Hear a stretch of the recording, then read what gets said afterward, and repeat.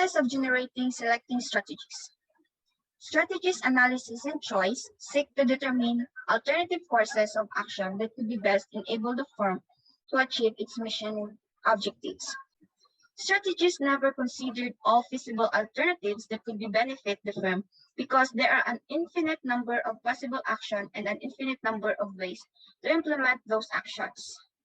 Identify and evaluating alternative strategies should involve many of the managers and employees who earlier assembled the organizational vision and mission statements, performed the external audit, and conducted the internal audit. Alternative strategies proposed by participants should be considered and discussed in a series of meetings. Proposed strategies should be listed in writing. When a feasible strategy is identified by the participants are given and understood, the strategies should be ranked in order of attractiveness. The strategies formulation analytic frameworks, there are 3 stages. First stage is the input stage. Second is the matching stage. Third is the decision stage. First stage is an input stage. It summarizes the basic input information needed to formulate strategies. Consists of EFE matrix, the IFE matrix, and the competitive profile matrix. Stage 2 is a matching stage. Matching stage or 2-stage, an acronym of internal strength and weaknesses of business and environmental opportunities and threats. Space matrix is a management tool used to analyze a company. It is used to determine what type of strategy company should undertake. Advanced strategy matrix, often called master of business, provide basic direction for strategic action. They are the basis, coordinated, and sustained effort directed toward achieving long-term business objectives. Stage 3 is the decision making. Stage 3 involves the quantitative strategic planning matrix, or QSPM. It reveals the relative attractiveness and alternative strategies and thus provide objective basis for selecting specific strategies. So, in the matching stage, there are some techniques which includes SWOT matrix, space matrix, VGC matrix, and external matrix, and the grand strategy matrix. So for the strength, weaknesses, opportunities, and threats matrix, so for the SWOT matrix, it means that strength, weaknesses, opportunities, and threats matrix. It helps manager develop 4 types of strategies, which are the strength opportunities strategies, weaknesses opportunities strategies, strengths and threats strategies, and weaknesses and threats strategies. So for the strength and opportunity strategies, it uses a firm's internal strengths to take advantage of external opportunities. So for the weaknesses and opportunity strategies, it is considered as internal negative. It aims at improving internal weaknesses by taking advantage of external opportunities. So for the strengths and threats strategies, it uses a firm's strengths to avoid or reduce the impact of external threats. So it is considered as external negative. So for the last is the weaknesses and threats strategies. So it is a defensive tactics directed at reducing internal weaknesses and avoiding external threats. So the steps in doing SWOT matrix is to list the firm's key external opportunities, external threats, internal strengths, internal weaknesses, and match internal strengths with external opportunities and record the resultant strength opportunities strategies. And next, you have to match internal weaknesses with external opportunities and record the result to weaknesses opportunities strategies. Third is to match the internal strengths with external threats and record the result to strength and threats strategies. For the last, match the internal weaknesses with external threats and record the result in weaknesses and threats strategies. So for the space matrix, the second techniques in the matching stage, it means the strategic position and action evaluation matrix. It is a 4-quadrant framework indicates whether aggressive, conservative, defensive, or competitive strategies are most appropriate for a given organization. So, in the space matrix, there are 2 internal dimensions, which includes financial positions and competitive position. There are also 2 external dimensions, which include stability position and industry position. the most important determinants of an organization's overall strategic position.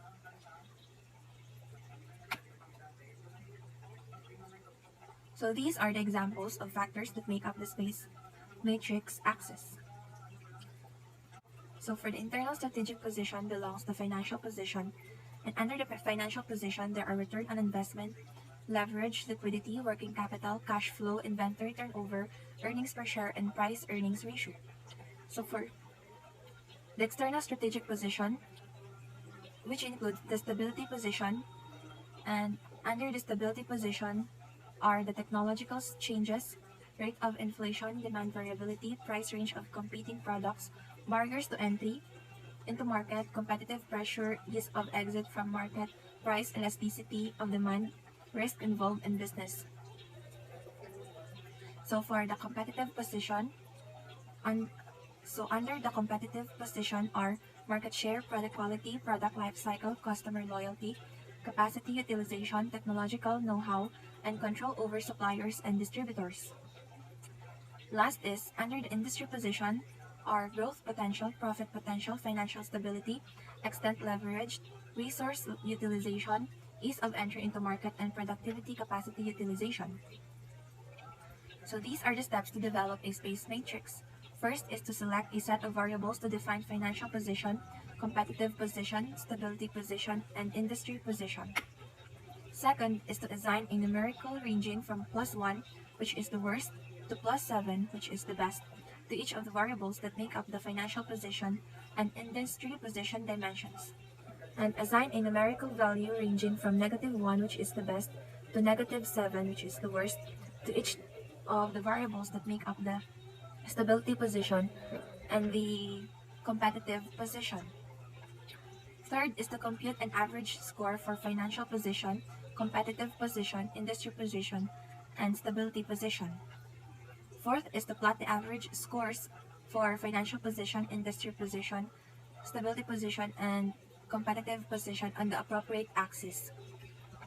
Fifth is to add the two scores on the x-axis and plot the resultant point on x. Add the two scores on the y-axis and plot the resultant point on y. Plot the intersection of the new xy point. And last is to draw a directional vector from the origin of the space matrix through the new intersection.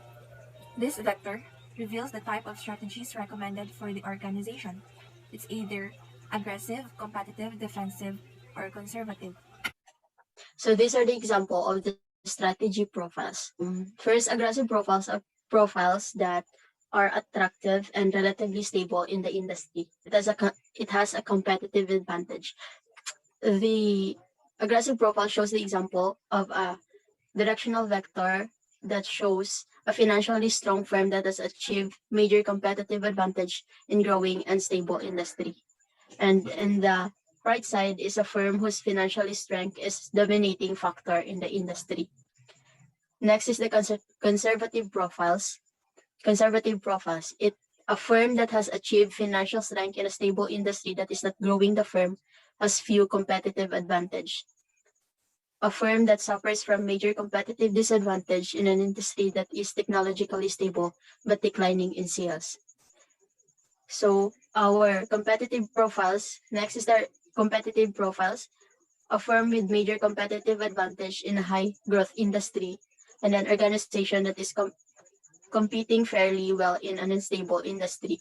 Next is the defensive profiles, a firm that has very weak competitive position in a negative growth stable industry. Next is a financial troubled firm in a very unstable industry. So those four strategy profiles has, in competitive profiles, they are located in the fourth quadrant, while the defensive profiles are located in the third quadrant. The conservative profile are located in the second quadrant, and the first quadrant is the aggressive profiles. Next is the Boston Consulting Group, or the BCG matrix. It is graphically portrays differences among divisions in terms of relative market share, position, and industry growth rate. It allows a multi-divisional organization to manage its portfolio of businesses by examining in the relative market share, position, and the industry growth rate of each division relative to all other divisions in the organization. There are 4 quadrants in the Boston Consulting Group. First quadrant is the question marks. Next is the stars. Third is the cash cows, and fourth is the dogs. Question marks has high growth, low market share, and it requires significant investment to push them into the stars quadrants. Question marks. It is in the quadrant 1. Organization must decide whether to strengthen them by pursuing intensive strategy, market penetration, market development, or product development, or to sell them. Next is the quadrant 2 is the stars. It represents organizations' best long-run opportunities for growth and profitability. Next is the cash cows. It generate cash in excess of their needs. It should be managed to maintain their strong position for as long as possible. Next is the dogs in quadrant 4. It compete in a slow or no market growth industry. Businesses are often liquidated, divested, or trimmed down through retrenchment. Next is the BCG matrix. The BCG matrix has a major benefit. The major benefit of the BCG matrix is that it draws attention to the cash flow, investment characteristics, and needs of an organization's various divisions. The internal external matrix.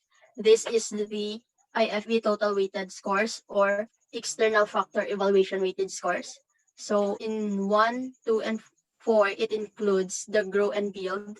It has backward, forward, or horizontal integration, market penetration, market development, and product development.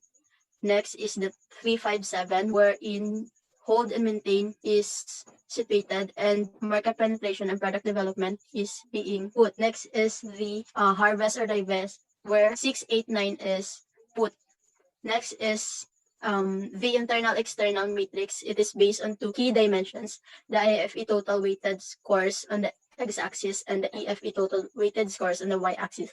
It has 3 major regions, grow and build, which includes 1, 2, and 4. Hold and maintain includes 3, 5, 7, and harvest or divest include 6, 8, 9. Next. So this is the IE matrix or the IFE total weighted scores. This is a total weighted score of simply the sum of all individual weighted scores. We have 4 examples, and first division has 50%, have a IFE score of 3.6, which explains that the internal evaluation indicates that the company is strong against its competitors. Next is the number 2, which has 25%, and it has low score. In internal evaluation, it indicates that the company is weak against its competitors. Same goes with number 3 and 4 division. So the grand strategy matrix is based on 2 evaluative dimensions. First, we have competitive position, and second, the market industry growth. So we have here the matrix, and so in our quadrant 1, we have market development, market penetration, product development, forward integration, backward integration, horizontal integration, and related diversification. Such firms or division are better to adopt and pursue strategies such as market development, market penetration, product development, etc. The idea behind is to focus and make the current competitive base stronger. So in quadrant 2, we have market development, market penetration, product development, horizontal integration, divestiture, and liquidation. Although their industry is growing, they are unable to compete effectively. They need to determine why the firm's current approach is ineffectual and how the company can best change to improve its competitiveness. So in our quadrant 3, we have first retrenchment, related diversification, unrelated diversification, divestiture, liquidation. This firm must make some drastic changes quickly to avoid further demise and possible liquidation. Extensive cost and asset reduction or retrenchment should be pursued first. An alternative strategy is to shift resources away from the current business into different areas. So lastly, we have quadrant 4. We have related diversification, unrelated diversification, and joint ventures. Quadrant 4, firms have practically high cash flow level, and limited internal growth need and often can pursue concentric horizontal and conglomerate diversification successfully. So in QSPM, QSPM is quantitative strategic planning matrix. So QSPM is objectively indicates which alternative strategies are best. Uses input from stage 1 analysis and matching results from stage 2 analysis to decide objectively among alternative strategies. So we have here the QSPM. We have the factors, weight, strategy 1, strategy 2, and strategy 3. So first we have a key external factor having economy, political, legal, governmental, social, cultural, demographic, environmental, technological, competitive. And in our key internal factors, we have first management, marketing, finance, accounting, production, operation, research and development, management, information system. So steps in QSPM. And first, make a list of firms' key external opportunities and threats and internal strengths and weaknesses in left column. So 2, assign weights to key external and internal factors. 3, examine the stage 2 matching matrices and identify alternative strategies that the organization could consider implementing. So 4, determine the attractiveness scores or AS, and 5th, compute the total attractiveness scores, and lastly, compute the sum of total attractiveness scores. So the positive features of QSPM sets of strategies can be examined sequentially or simultaneously. Requires strategies to integrate pertinent external and internal factors into the decision process. And lastly, can be adapted for use by small and large profit and non-profit organizations. So the limitations of the QSPM are quantitative strategic planning matrix. So it always requires informed judgments and educated assumptions. It is only as good as the prerequisite information and matching analysis on which it is based. So the effectiveness of the QSPM depends on these prerequisite inputs, and only those strategies are evaluated that are related to one another in a given set. So this table shows an example of a QSPM for a retail computer store. So the key external factors showing the opportunities and threats are listed here with assigned weights on each factor. While in the left column, the key internal factors, which are the strengths and weaknesses, are also listed with assigned weights. So let's go now to the culture and policies of strategy choice. So strategies that require fewer cultural changes may be more attractive because extensive changes can take considerable time and effort. Political maneuvering consumes valuable time, subverts organizational objectives, diverts human energy, and results in the loss of some valuable employees. So political biases and personal preferences get unduly embedded in strategy choice decision. So here are the tactics to aid strategists. Choosing methods that afford employee commitment, achieving satisfactory results with a popular strategy, shifting from specific to general issues, focusing on long-term issues and concerns, and involving middle-level managers in decisions. So governance issues or board of directors. So board of directors is a group of individuals who are elected by the ownership of a corporation to have oversight and guidance over management and who look out for shareholders' interests. So the members of the board of directors are usually elected by the shareholders but nominated by a nominations committee. So here are the duties and responsibilities of a board of director. So they control and oversight over management and adherence to legal prescriptions, consideration of stakeholders' interests, and advancement of stockholders' rights. Here are the principles of good governance. So no more than 2 directors are current or former company executives. The audit, compensation, and nominating committees are made up solely of outside directors. And each director owns a large equity stake in the company, excluding stock options. Each director attends at least 75% of all the meetings, The board meets regularly without the management present and evaluates its own performance annually. So take note that the CEO is not also the chairperson of the board, and there are no interlocking directorships, wherein a director or CEO sits on another director's board. So a board member is more likely to be removed if they break foundational rules. So that concludes our report on Module 6, Strategy, Analysis, and Choice. Thank you so much for listening.